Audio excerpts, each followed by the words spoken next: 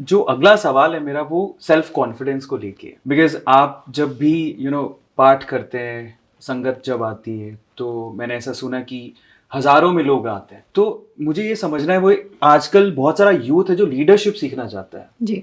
उनमें सबसे पहली चीज स्टेज फियर को दूर करना है, बिकॉज आपको कहीं ना कहीं जाके बोलना पड़ेगा, अपने आप को रिप्रेजेंट करना पड़ेगा। आप में वो क्वालिटी कैसे आई, नंबर वन, कि आप हजारों की संख्या में लोगों के सामने बोल रही हैं? दूसरा, कभी ऐसा नर्वसनेस फील हुआ, और अगर हुआ तो आपने उसको कॉन्कर कैसे किया? 2-3 चीज़ें हैं, जैसे सेल्फ कॉन्फिडेंस की बात करें तो मैं ऑब्वियसली बताती हूँ चीज़ें कि आपको क्या करना चाहिए, पेरेंट्स को क्या करना चाहिए, बच्चों में वो सेल्फ कॉन्फिडेंस आए। मेरी जब बात आती है, नर्वसनेस ऑब्वियसली हुई है, बट वो कभी मुझे भीड़ से नहीं हुई कि इस चीज़ को ले मैं टैलेंट या गॉड गिफ्ट जो कहते हैं ना वो मानती हूँ। मुझे भीड़ से डर नहीं लगता और ये मुझे बचपन से नहीं लगता।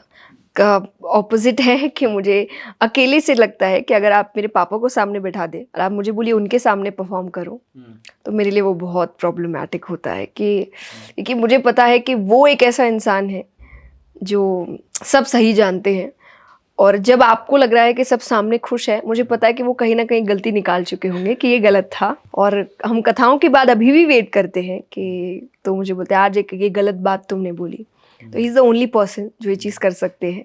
तो हाँ, उनके सामने मुझे थोड़ा लगता है, बट दैट इज़ बिकॉज़ क्योंकि वो मेरे मेंटर हैं। आई थिंक उसका रीज़न इज़ कि मेरे पेरेंट्स ने वो जो चीज़ें मैं आपको बोल रही हूँ, बचपन से करी है कि पहली चीज़ आप बच्चों को रिस्पॉन्सिबिलिटी दीजिए। हर वक़्त ये बोल के बच्चा है, भगाइए मत उनको रिस्पॉन्सिबिलिटी से, क्योंकि एक ना एक दिन तो रिस्पॉन्सिबिलिटी आएगी और तब वो बहुत डर जाएगा। और अगर वो उस वक़्त फ़ेल हो गया, तो वो और अंडर कॉन्फिडेंट हो जाएगा कि सही कहा, इसीलिए मेरे पेरेंट्स शायद मुझे रिस्पॉन्सिबिलिटी नहीं देते थे क्योंकि मैं तो लायक ही नहीं हूँ। तो आपको बचपन से उसको रिस्पॉन्सिबिलिटी, ज़िम्मेदारियाँ देने की आदत डालनी चाहिए कि वो छोटे-छोटे काम करे। चाहे वो अपना खुद का काम करना हो, अपनी चीज़ें खुद उठानी हो, अपना बैग्स खुद तैयार करना हो, और गलती भी करने दीजिए और गलती पे डाँटिए मत।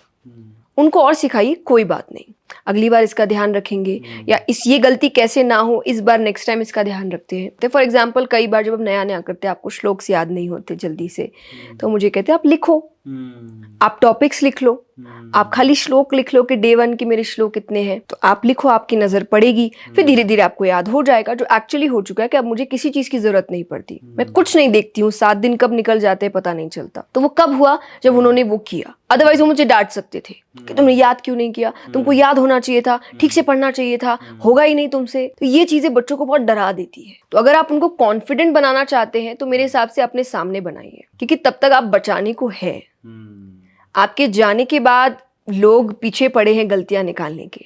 दूसरा, बच्चों का काम है अपने आप को चैलेंज करते रहना। कभी भी अपने कंफर्ट जोन में मत जाइए। फॉर एग्जांपल, जैसा मैंने कहा कोविड के टाइम अगर मैं चाहती, बाय गॉड्स ग्रेस सब ठीक था, तो हम ये कर सकते थे कि नहीं चलो इतने साल तक आराम भी तो नहीं मिला है, हम कंटिन्यूसली ट्रैवल करते हैं, हम रात रात को ट्रैवल करते हैं, हमको नींद नहीं होती कई बार, कि जब तक ये लॉकडाउन है तब किसी को नहीं पता था 1-2 साल निकल जाएंगे, तब हम कुछ महीने या कुछ दिन ही लग रहे थे कि चलो आराम करते हैं, सिर्फ रेस्ट मोड पे जाते हैं। नहीं, क्योंकि फिर वो एक कंफर्ट जोन हो जाता। रेस्ट मोड कुछ दिन अच्छे लगते हैं, इतने लंबे समय तक फिर आपको आदत पड़ जाएगी उस चीज़ के लिए। और फिर कोई अगर कंपटीशन सामने आया, फिर कोई स्ट्रगल सामने आया, फिर कोई चैलेंज सामने आया, तो आप उसका सामना नहीं कर पाएंगे। तो कीप चैलेंजिंग योरसेल्फ। तो इससे भी कॉन्फिडेंस पैदा होता है कि आप कुछ ना कुछ करने के काबिल हैं। तो ये कई छोटी छोटी चीजें हैं जो बड़ा सेल्फ कॉन्फिडेंस लेकर आते हैं। कई बार ना हमारा ध्यान सिर्फ बड़ी चीजों पे रहता है, और एक्चुअली आपकी हैबिट छोटी छोटी चीजों से बनती है। तो वो छोटी चीजों पे आप जितना ध्यान देंगे, उतनी बड़ी चीजें आपके लिए इजीली हो जाएगी।